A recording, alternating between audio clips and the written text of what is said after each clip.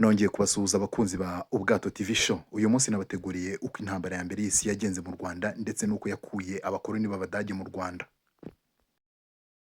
Tariki ya 11 Ugushyingo 1918, imyaka irenga ijana irashize isi yose yibasiwe n'intambara yahitanye abantu muri rusange barenga miliyoni 16. Iyi ntambara yageze no mu Rwanda.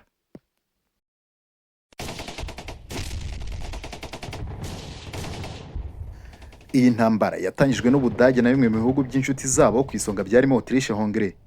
Imbarutso yabaye urupfu rw'igikomangoma cya Autriche cyitwaga Franz Ferdinand, cyishwe n'umunyeshuri w'umunya-Serbia Gavrilo Princip. Hari tariki ya 28 Kamena 1914. Ibyo byahise bituma ibihugu byombi n'ibishyigikiye bitangiza intambara.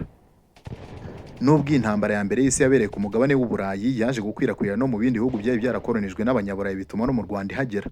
Gusa yahamaze imyaka ibiri kuko yarangiye mu 1916 nyuma y'uko Abadage birukanywe mu gihugu n'Ababiligi. Ubudage nk'igihugu cyatangije intambara ya mbere y'isi nyuma yo gutsindwa mu 1918, cyafatiwe ibihano bikomeye birimo no kwamburwa uduce cyari cyarakolonije turimo n'u Rwanda. Kuva mu mwaka wa 1897 kugeza mu 1916, u Rwanda rwari mu bukoloni bw'Abadage. U Rwanda rwahawe Ububiligi kugeza mu 1962 ubwo rwabonaga ubwigenge. Mu 1914 ubwo hadukaga intambara ya mbere y'isi yose, Abadage mu Rwanda bashyigikiwe n'umwami Musinga hamwe n'ingabo ze zoherejwe ku rugamba zitwaga Indugaruga. Abaturage bo uruhare rwabo rwari urwo kwikorera imitwaro no gutanga ibiribwa.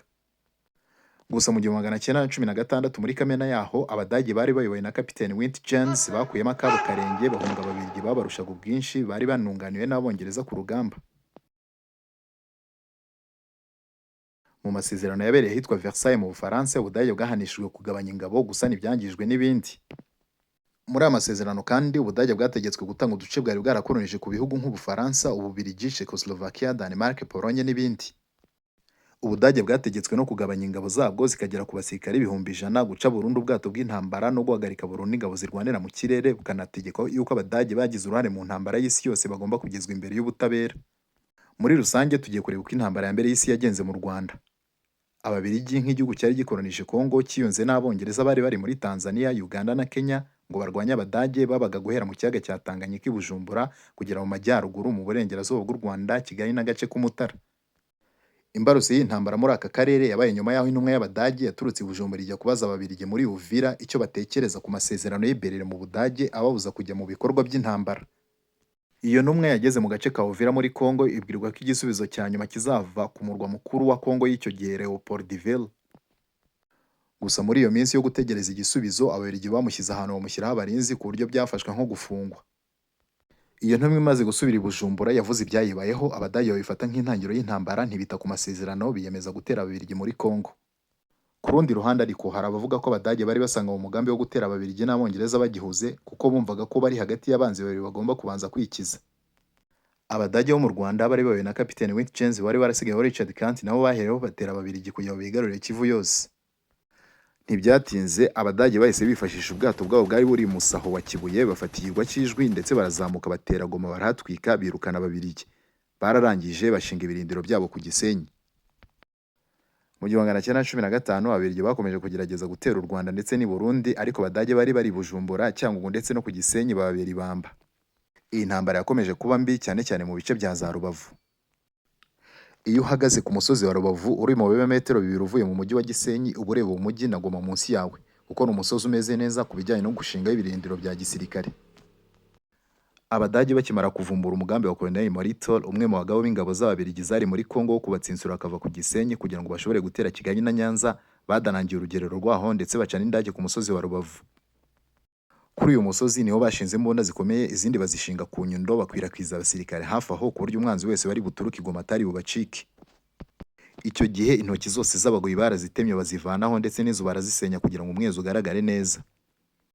Abagoyi batafashwe ngo bajye kugemura ibikoresho n'ibitunga abasirikare bari bahunze bavanyemo akabo karenge, kuko wari gutinda aho yari gufatirwa hagati y'amasasu y'abarwanyi.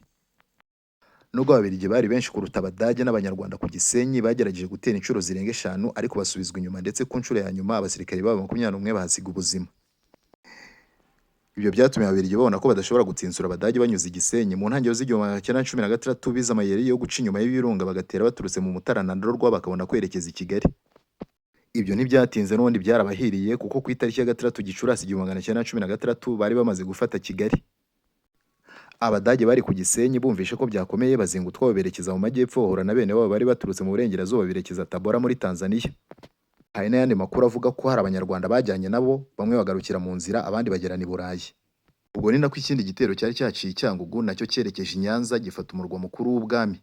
Hari ku itariki ya 19 Gicurasi 1916. Gusa ntitwabura kuvuga ko umusozi wa Rubavu wumbatiye amateka akomeye kuko uretse indake ebyiri zihari mu birenge byawo nahasanga irimbi ry'abazungu banahashyinguye, yaba Abadage n'Ababiligi bakomeje kuhashyingura nyuma y'intambara ya mbere y'isi yose. Nyuma y'uko Abadage bamaze guhambirizwa mu Rwanda, Ababiligi bakomeje gukoloniza u Rwanda kuva mu 1916 kugera mu 1932. Ubwo ni imyaka 46 yose. Ikiganiro nabagezagaho ni nawe kigarukiye. Mwibuke gukanda subscribe kugira ngo tujye tubana igihe cyose. Naho ubutaha.